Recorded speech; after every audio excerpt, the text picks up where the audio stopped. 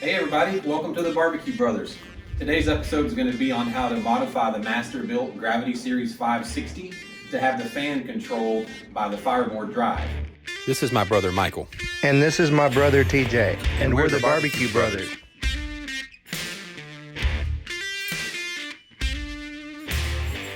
In every video we want to show some pros and cons. We want to give you kind of our overall opinion of how those things went. So that's going to be our plan, is tips, tricks, methods of how to do things, and then give you our feedback on how that particular, whatever it is we're showing you, work.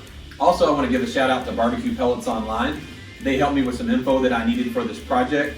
Also, they're Fireboard distributors, so and they do online shipping. So if you want to order the parts for this project, feel free to go to their website, barbecuepelletsonline.com, and place your order there, and they'll get you taken care of.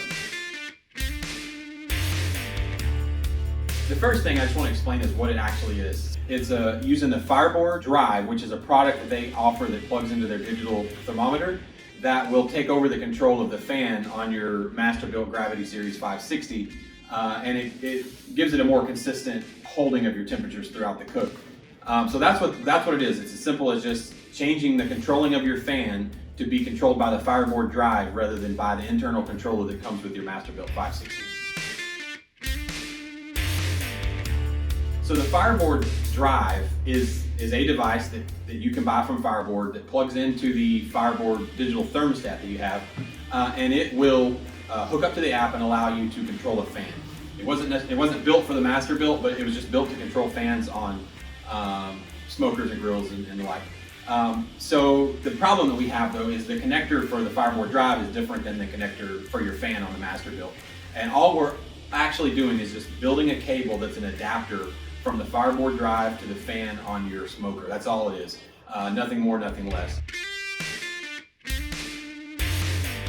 All right, so some of the pros of this project are the obvious one, that you get a much more stabilized temperature throughout your cook. So instead of your graph looking like this, it's more like this. You get a much better app. If you've already used the Masterbuilt app, you know that it works. It's fine, but it is buggy. It'll constantly say it's disconnected. Every time you open the door, you got to press this button to gain back control of the cooker. With the Masterbuilt app, you really don't control any settings other than what do you want the temperature of the cooker to be. With the Fireboard app, you can control the max speed of the fan. There's all kinds of settings. You can tell it to turn the fan off if it detects a quick drop in temperature, meaning the door or the lid to the smoker was probably open. All kinds of control that you get with that app. So if you like to be able to tinker and just really have complete control of your settings, the Fireboard will definitely give you that.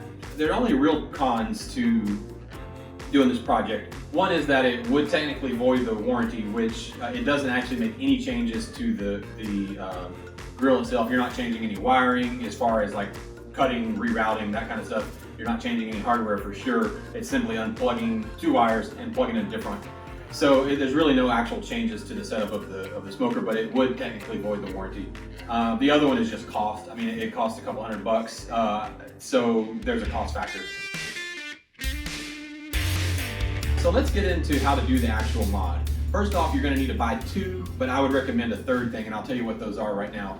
The first thing that you're going to need is the 12-volt barrel connector, which is how you connect the fan to the Fireboard Drive. That's the type of connector that it expects. The second thing is a JST connector. It's actually a female one.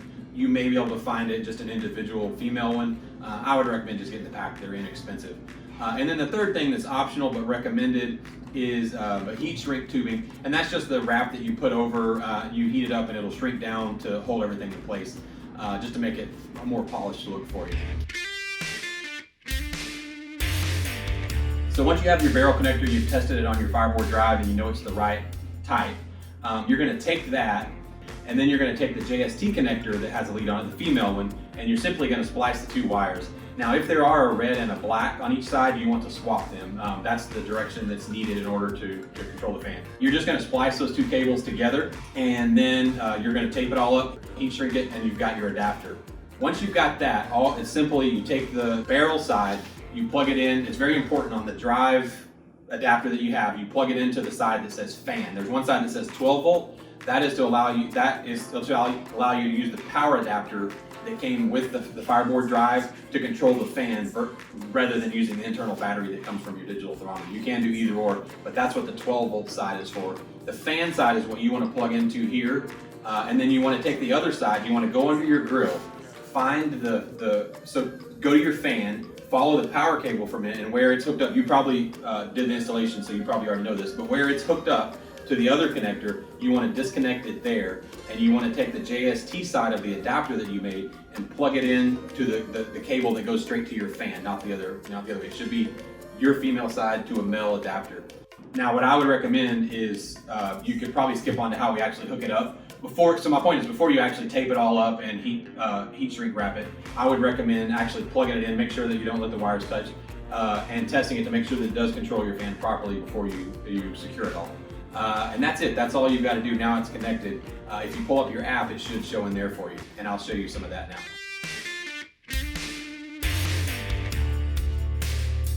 All right, so once you hook up the drive cable to your Fireboard digital thermometer, if you open up the Fireboard app, you'll notice this little gray section that says drive on the right-hand side. That will appear. That will not be there until you hook up the drive. Once you hook up the drive, you've got a few options that I want to show you on how to control it. The first thing is the setting for the set point. This is what you want the ambient temperature of your smoker to be.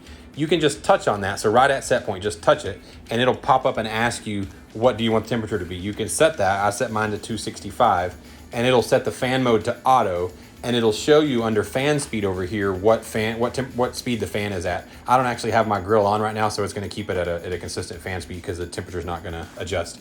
The other thing you can do, I don't think you're going to want to use this, but just so you know, you can set the fan to manual. There's a couple of ways to do that, but the easiest is just to touch where it says fan speed, and it'll pop up and ask you, and you can set that, let's say 35, and say set. In a couple of seconds, it's going to update here and say the set point will go away because we overrode that, and now it's going to show you what you set your manual speed to be.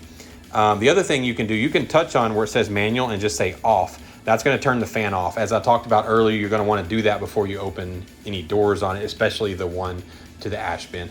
Okay, so I'm going to set the set point back to 265, say set, and now it's going to go back to auto mode. But there's a couple more settings, and you can get to that by right here beside where it says drive. There's a little, it looks like a wrench for settings. That's the drive settings. So you can touch that and it'll take you to this screen. Just a couple of options to go over here. So you can name your drive device. You can turn on or off lid detection, which what that does is it assumes when there's a constant or a sudden drop in temperature, that means the lid has opened, and what it'll do is it'll turn off the fan for however long you tell it to. So you could turn that on. It defaults to 7 minutes. You could set that to however many minutes you want. I'll leave mine off and just turn the fan off manually when I open it, turn it back on when I close it. That way it's optimal. The fan's back going immediately. I do intend to do a mod to where it'll turn off automatically when I open any doors, just like it does with the factory. If you ordered the one with the internal speaker, you can turn that on, and anytime one of your set points, whether it's minimum or maximum on any probe is hit, it'll start beeping, so that if you're outside, you'll get a warning. And then the other two, the main one is max fan speed. I talked about this earlier. That defaults to 100. I think the max it'll do if you're running off of the digital thermometer's battery versus plugging the drive directly to 12 volt is 50. But if you have the drive connected to 12 volt power, it'll go up to 100. I found for me at 265, the optimal speed seemed to be 40 max. And so that's what I have it set to. You can also choose a fan mode of normal or large. I tried both, didn't notice a lot of difference, but just stayed with the default of normal. And that's all the settings for the drive. That should get you going.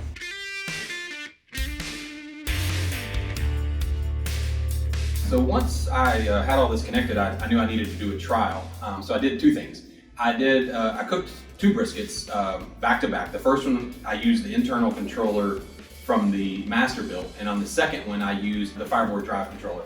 And so a couple different things. On the first one, what would happen was and by the way, I used the Fireboard digital thermometer for both cooks to check the ambient temperature of the smoker as well as the internal temperature of the meat. So that way it was a consistent measuring of both cooks. The only difference was what was controlling the fan. The first one was the Masterbuilt controlling it. The second one was the Fireboard Drive controlling it. So on the first cook, the one with the Masterbuilt, what would happen was the smoker would measure the ambient temperature of the grill as constant. I did both cooks at 265, and it would measure it as constant, give or take a few degrees. It would never really show it raising or lowering much. However, the Fireboard ambient temperature would show it ranging from the 265, it was supposed to be all the way up to 320 and all the way down slightly below 200. And that happened fairly regularly, and it really created, you know, a chart like this of the cook. So that was kind of how the first one went. The second one with the Fireboard drive, it did initially have some of those very similar variations, which was discouraging at first and actually caused me to mess around with some of the settings and tweak it a little bit, which some of that I think did help. And I'll go over what those were. But in the end, it settled in, and really it didn't vary much more than 20 or 30 degrees, and it didn't, anytime it got too high or too low, it corrected pretty quickly. And so I was extremely happy. The graph it was not straight, it'll never be straight, but it was just slight curves in it, which is what you expect. The only time it ever really dipped was when I would open the lid, and that's for obvious reasons. It would dip for just a little bit, I would close it, and it would settle back in and be good to go until I opened it again. So there was definitely a very noticeable difference between cooking with the internal Masterbuilt ambient and cooking with the Fireboard drive. It was very consistent with the drive and very inconsistent with the Masterbuilt. So kind of a summary of this project is, or what we've discovered from it is, number one, the Fireboard, both the thermometers or probes and the drive are far superior to what comes with the Masterbuilt. They're just, you know, the Fireboard's proven to be accurate, solid, really well-built stuff. The drive is not a letdown in that case. It's by far superior to the Masterbuilt controller. The other thing though is really the briskets on both turned out great. I mean, it really, like, I would be happy if I didn't have any other options. I would gladly stick with the Masterbuilt Gravity Series 560 for smoking my meat, because the meat still turned out great. However, if you're like me and you're the type of person that you want complete control and you want to know that if you say 265, it's going to be as close to that as possible, you know, that's where the Fireboard comes in. But at the end of the day, the briskets from both cooks were great. So I just want to say thank you for watching this video. Definitely, if you have any comments, tips, tricks that you want to provide, just stick those in the comments and we'll get back to you as soon as we can. We love to hear your feedback, anything that we may have gotten wrong that we need to correct. We definitely want to learn and grow with you. And then lastly, if you like this video, if you want to see more content like this, please just like and subscribe, and you'll get notified every time we put something out. All right, thank you.